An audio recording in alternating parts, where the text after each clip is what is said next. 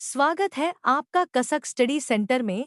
भारतीय नौसेना अगले 2 सालों के अंदर नौसेना अपना पहला परमाणु पनडुब्बी बेस स्थापित करने की योजना बना रही है। यह विकास हिंद महासागर क्षेत्र में नौसेना की स्ट्रेटेजिक डिफेंस और ऑपरेशनल तत्परता को बढ़ाने के रूप में देखा जाएगा। भारतीय नौसेना अपनी परमाणु पनडुब्बी क्षमताओं में इजाफा कर रही है। अगले 2 सालों के अंदर नौसेना अपना पहला परमाणु पनडुब्बी बेस स्थापित करने की योजना बना रही है। यह विकास हिंद महासागर क्षेत्र में नौसेना की स्ट्रेटेजिक डिफेंस और ऑपरेशनल तत्परता को बढ़ाने के रूप में देखा जाएगा। दुश्मन के खिलाफ गहरे समंदर में भारत की परमाणु पनडुब्बियों का जाल बिछाया जाएगा। इसी के मद्देनजर भारतीय नौसेना का पहला परमाणु पनडुब्बी बेस बनाया जा रहा है। भारतीय नौसेना द्वारा परमाणु पनडुब्बियों और जहाज़ों को रखने के लिए एक रणनीतिक नौसैनिक अड्डा बनाया जा रहा है। इस प्रोजेक्ट का नाम इंस वर्षा है, जिसको कि आंध्र प्रदेश के तटीय गांव रामबिली के पास बनाया जा रहा है। इसके 2025 से 2026 तक पूरी तरह चालू होने की उम्मीद है।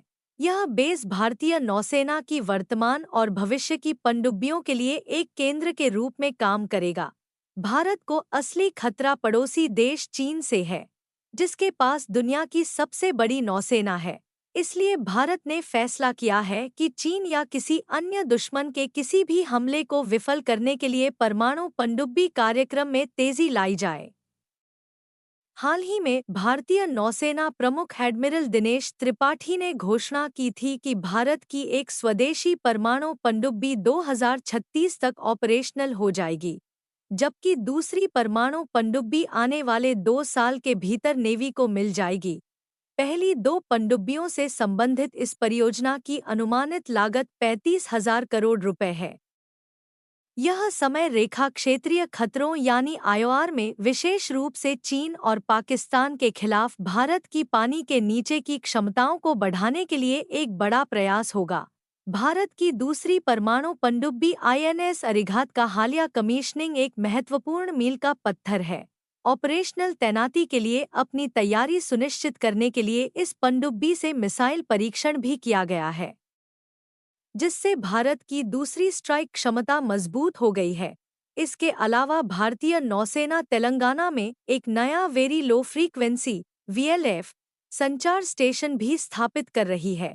यह सुविधा परमाणु पनडुब्बियों की लंबी दूरी की गश्त के लिए कमांड और नियंत्रण क्षमताओं को बढ़ाएगी, जिससे चुनौतीपूर्ण समुद्री वातावरण में प्रभावी संचार सुनिश्चित होगा।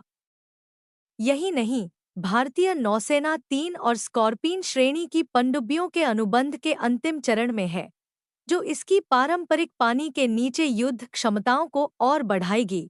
भारत के पहले परमाणु पनडुब्बी बेस की स्थापना और पनडुब्बी टेक्नोलॉजी में प्रगति भारतीय नौसेना की रणनीतिक क्षमताओं में महत्वपूर्ण वृद्धि करता है। इन विकासों के साथ भारत का लक्ष्य हिंद महासागर के बढ़ते विवादित जल क्षेत्र में अपने हितों को सुरक्षित करना है।